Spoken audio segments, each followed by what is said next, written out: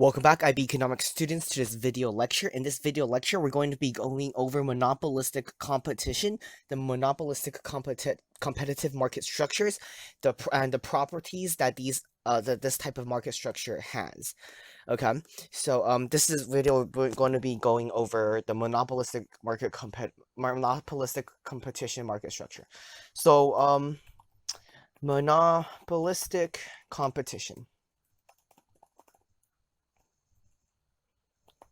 So under monopolistic competition, what are some characteristics that this sort of market structure has?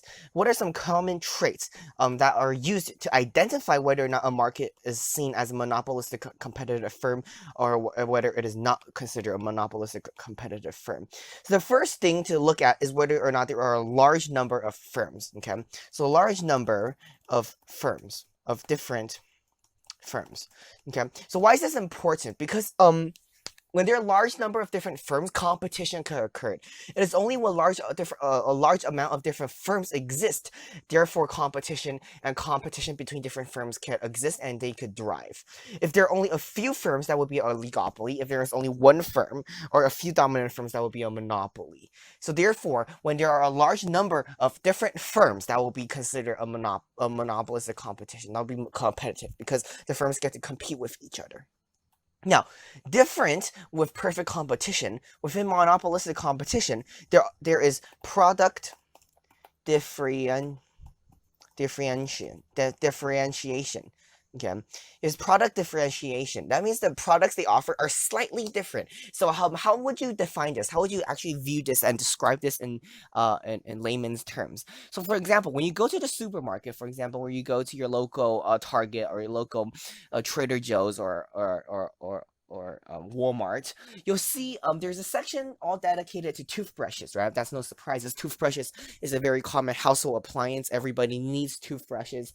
I certainly hope that you use toothbrushes, but everybody needs toothbrushes. However, at Target, for example, you'll see many different examples, many different stores or Carrefour. You see many different brands of toothbrushes. Now, what they offer is the same product. Okay, the same product as toothbrush. However, there is product differentiation in the sense that the products are slightly different. Because that's the second criteria for monopolistic competition. Third criteria, or the third trait of monopolistic competition, is heavy expenditure on advertisement.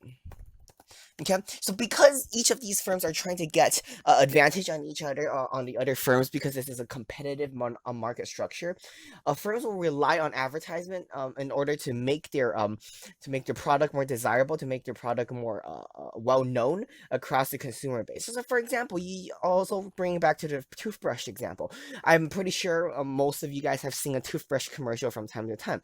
Now that's because the toothbrush is really similar. Actually, really doesn't matter if you use a $2 toothbrush or if you use a $50 toothbrush. It doesn't really matter what sort of toothbrush you use. In most cases, of course, there are people who really care.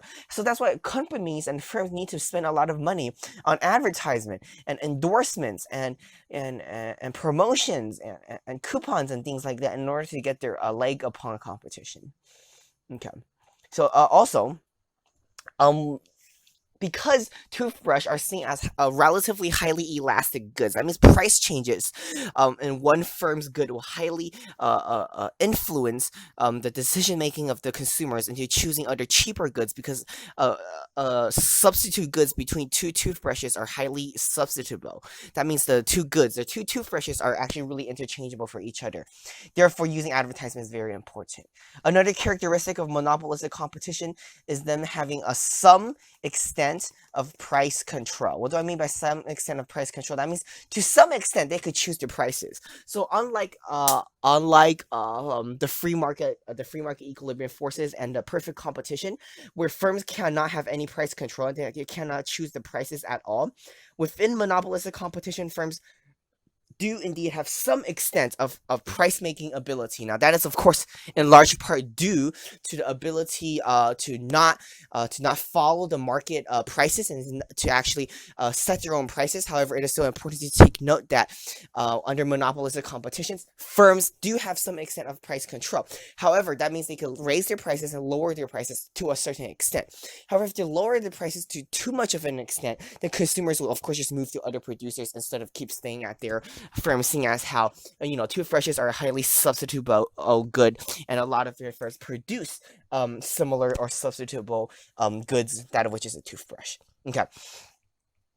And the last and perhaps one of the most important criterias is that under monopolistic competition, firms have the freedom to freely enter and exit the market.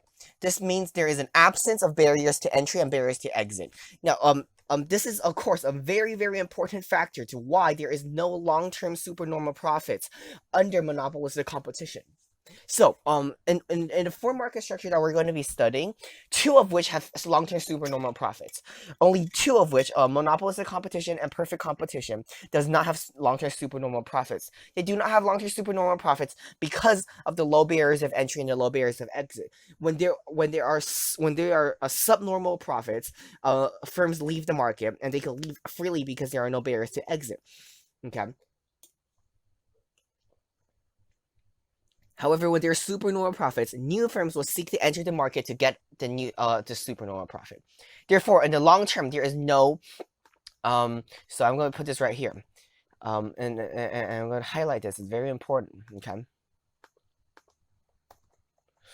In the long term, monopolistic competition does not have supernormal profits. Okay. So in the long term, monopolistic competition or firms within the monopolistic competitive market structure does not have supernormal profits. So this is very important because, okay, why is this?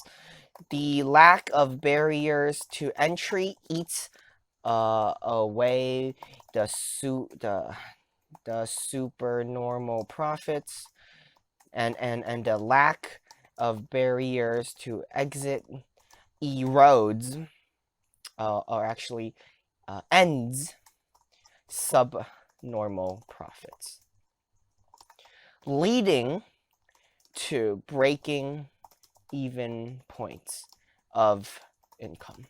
Okay.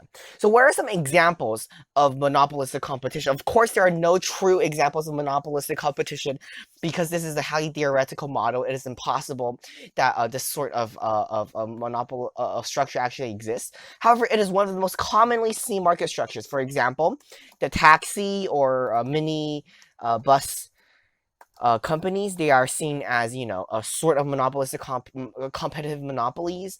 Also, the dry cleaning, where there are a large number of different firms. There's some sort of product differentiation. They advertise to get sales. They have price control. And then although there are high barriers there are some barriers of entry to exit. However, the barriers of entry to exit are not that high. Another example is bars or nightclubs.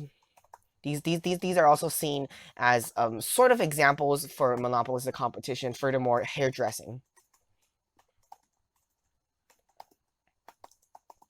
Hairdressing / salons. These are also similar to a monopolistic competition. So I hope this video is helpful in clarifying some characteristics of monopolistic competitions, and as well as some examples and the long-term gain of monopolistic competition. If this video is helpful, I hope to see you guys in the next one. We will be graphing monopolistic competition and see what it actually looks like when we graph it. Goodbye.